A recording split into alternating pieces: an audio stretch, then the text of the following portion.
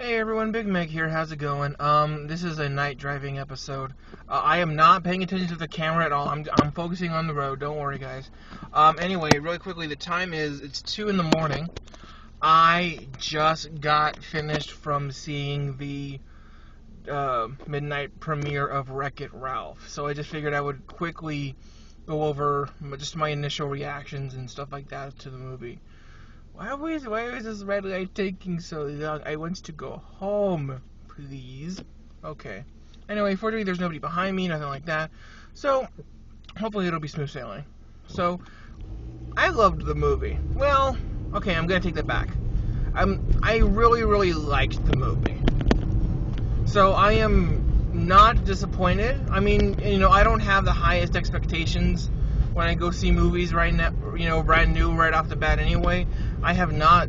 What was the last movie that I actually paid full price for? I think that was one in July. Safety Not Guaranteed. I think that was the last movie that I willingly paid full price for. Again, I usually don't pay full price for movies, but Wreck-It Ralph, I was like, I have been seeing this movie since June, July. Ever since, I remember they were advertising it before the Olympics started, so that just gives you an idea of my wanting to see this. And one thing, again, that immediately I was worried about was the use of other video game characters in the movie.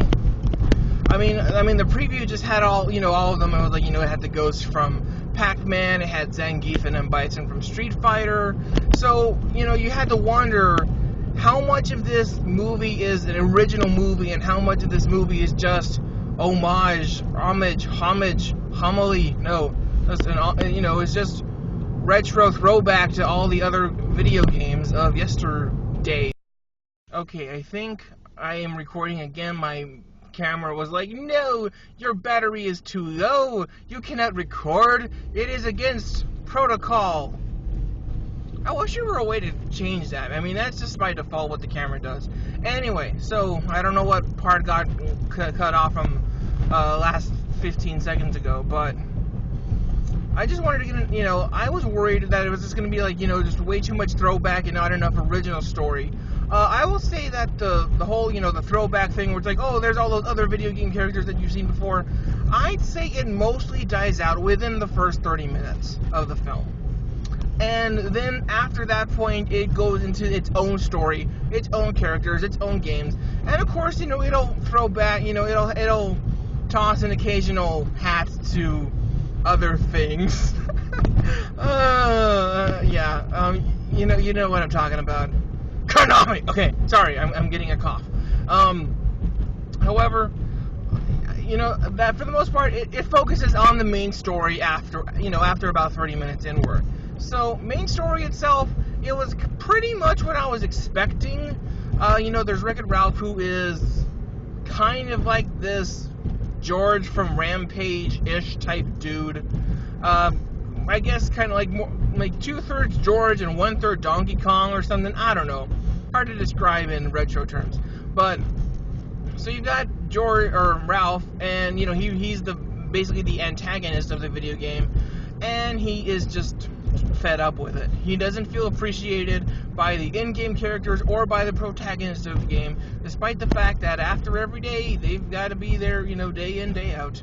So so he felt unappreciated, and thus he decided to try his avenues in other games, and with varying success.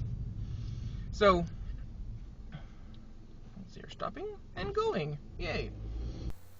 Sorry for the weird angle, guys, but it's late and I just got home. My phone died again on the way over, so I was just like, I'll just vlog the rest when I get home.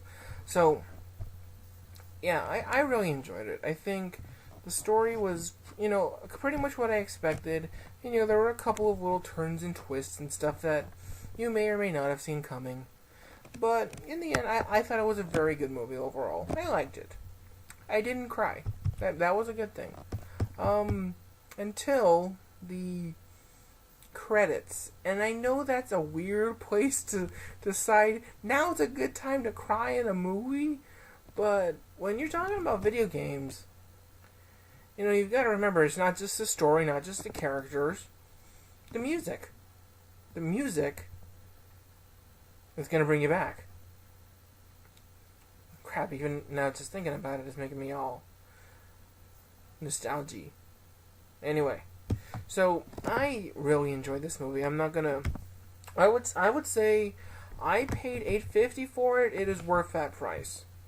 Like, I only went to the 2D screening of it. I did not go to a 3D version of it. They have a 3D version. I don't have that kind of money.